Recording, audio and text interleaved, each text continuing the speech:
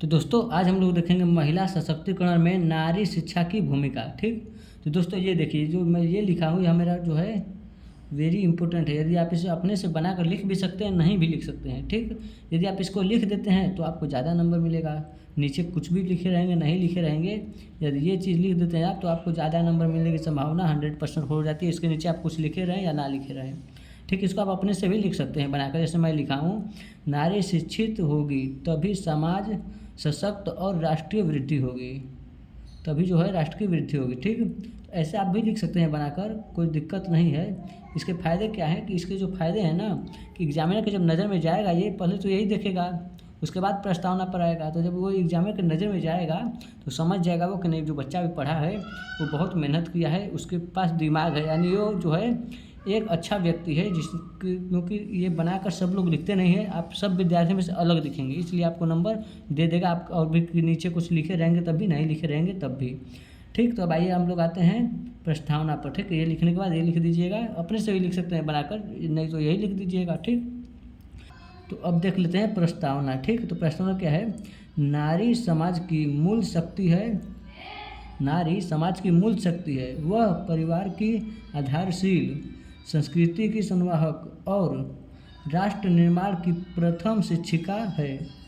किंतु ऐतिहासिक और सामाजिक कारणों से नारी को लंबे समय तक शिक्षा, अधिकार और अवसरों से वंचित रखा गया। ठीक है, फिर इसके बाद आपको लिखना है, परिणाम स्वरूप उसका सामाजिक और आर्थिक विकास अवरुद्ध रहा। जैसे कि शिक्षा से, अधिकार से, अवसरों से वंचित रखा गया, तो वह जो है उनका जो था विकास अवरुद्ध रह गया, यानी उनका विकास रुका रह गया। ठीक, आज के आधुनिक युग में यह स्पष्ट हो चुका है कि नारी शिक्षा के बिना महिला सशक्तिकरण की कल्पना अधूरी है। वास्तव में नारी शिक्षा ही महिला सशक्तिकरण का सबसे सशक्त माध्यम है। इसमें से आपको जितना बुझाएगा उतना लिखिए, कोई दिक्कत नहीं कि आप पूरा लिखेंगे। ऐसा पूरा लिखेंगे तो बहुत ज़्यादा पेज जाएगा, क्योंकि नीचे भी और है। ठीक, तो आप इसको कम से कम में भी लिख सकते हैं, क्योंकि आपको 5-10 नंबर का पूछेगा तो आपको 120 शब्द, 150 शब्द, इतने शब्द में लिखना रहेगा। तो अभी बहुत टॉपिक है। ठीक, आपको 150 शब्द लिख देंगे, 120 शब्द लिख लेंगे तो तभी आपको फुल नंबर मिलता है। ठीक, बस हेडिंग आप अच्छे से डालिएगा, उसको काले पेन से हाईलाइट कर दिया कि एग्जामिनर का नज़र तुरंत उस पर पड़े। ठीक है, तो इसके आगे देखते हैं। और इसके आगे देखते हैं आप फिर क्या है हेडिंग। अब आपका हेडिंग है महिला सशक्तिकरण, हो गया। तो महिला सशक्तिकरण का अर्थ और महत्व। ठीक, अब देखते हैं अर्थ क्या है, उसका महत्व क्या है। तो महिला सशक्तिकरण का तात्पर्य नारी को आत्मनिर्भर बनाना, उसे निर्णय लेने की स्वतंत्रता देना तथा सामाजिक, आर्थिक और राजनीतिक रूप से सक्षम बनाना। सशक्त नारी केवल अपने जीवन को ही नहीं संवारती, बल्कि परिवार, समाज और राष्ट्र के विकास में सक्रिय भूमिका निभाती है। जब नारी शक्ति होती है तब सामाजिक न्याय, समानता और विकास स्वरूप सुनिश्चित होता है।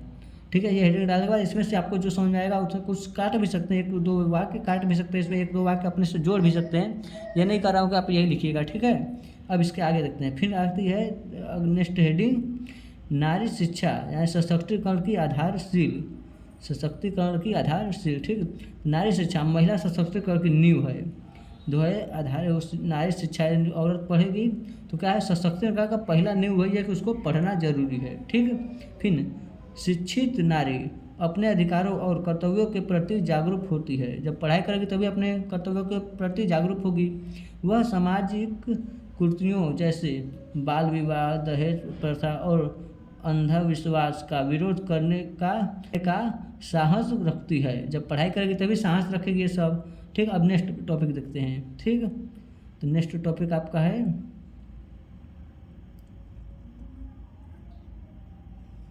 अभी उसी में और है। ठीक है, साहस रखती है।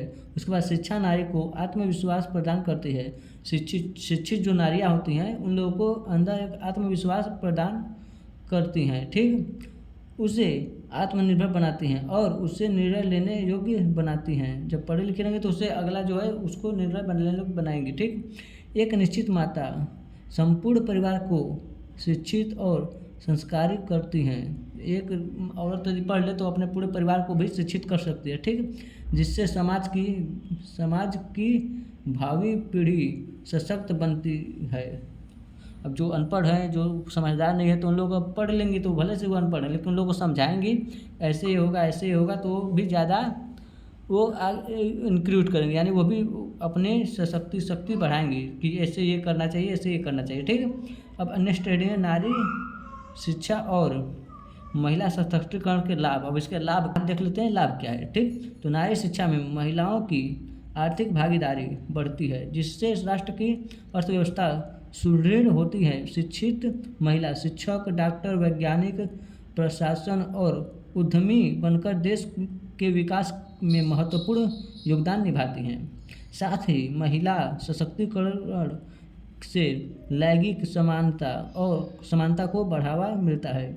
महिलाओं के प्रति होने वाली हिंसा और भेदभाव में कमी आती है तथा समाज में न्याय और समरसता की भावना विकसित होती है। इसके इतने लाभ हैं, ठीक। अब देखते हैं आगे, अगला टॉपिक है समस्याएं और समाधान। क्या है समस्याएं और समाधान? तो थोड़ा सा पहले इसको मैं ऊपर कर लूँ, ठीक।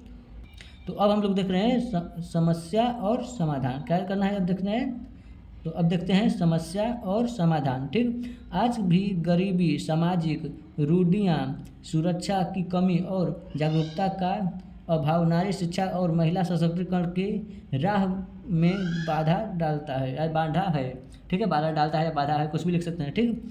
इन समस्याओं के समाधान के लिए सरकार, समाज और परिवार तीनों को मिलकर प्रयास करना होगा। जब समाज मिलेगा, सरकार मिलेगी और समाधान, तभी समस्याओं का समाधान होगा, तो अब तीनों मिलेंगे तब, ठीक। अब उसके बाद है बालिकाओं की शिक्षा को अनिवार्य बनाना, छात्रवृत्ति योजनाएं, सुरक्षित शैक्षिक वातावरण, कठोर कानूनों का प्रवाह, क्रियान्वयन और सामाजिक सोच में परिवर्तन, ये सभी उपाय नारी शिक्षा और महिला सशक्तिकरण को सुदृढ़ बनाते हैं। जब इतना सुधार हो जाएगा तो जो है नारी शिक्षा है वो विकसित होगा, ठीक। अब देखते हैं अगला टॉपिक, ठीक। अगला टॉपिक जो है आपका उपसंहार, ठीक। अतः यह अनिवार्य सत्य है कि नारी शिक्षा और महिला सशक्तिकरण एक दूसरे के पूरक है। नारी शिक्षा और महिला सशक्तिकरण जो है एक दूसरे के पूरक है। नारी को शिक्षित किए बिना सशक्त समाज की कल्पना नहीं की जा सकती। यह सच बात है कि जो है कल्पना नहीं की जा सकती। जब नारी शिक्षित, आत्मनिर्भर और सशक्त होगी तभी एक समृद्ध, न्यायपूर्ण और प्रगतिशील राष्ट्र का निर्माण संभव होगा। इसलिए नारी शिक्षा को बढ़ावा देना और महिला सशक्तिकरण को साकार करना ही हम सभी का नैतिक और राष्ट्रीय दायित्व है, ठीक। तो दोस्तों यहाँ पर जो होता है यह हमारा निबंध कंप्लीट होता है, ठीक है। अब उसके बाद हम लोग नेक्स्ट वीडियो में देखेंगे बेरोजगारी की समस्या और समाधान पर निबंध, ठीक है। तो चैनल पर नया है तो चैनल को सब्सक्राइब कर लीजिएगा और पीडीएफ आपको चाहिए तो पीडीएफ आपको फ्री में मिल जाएगा, डिस्क्रिप्शन में लिंक है, आप उसको ज्वाइन कर लीजिए। और यदि आपको नहीं मिलता है पीडीएफ तो आप हमें कमेंट कीजिए किसी भी लॉन्ग वीडियो में, मैं आपको पीडीएफ फिर से सेंड कर दूंगा, ठीक। मिलते हैं नेक्स्ट वीडियो में, आज के लिए इतना है, धन्यवाद। चैनल पर नया है तो चैनल को सब्सक्राइब जरूर कीजिएगा, धन्यवाद।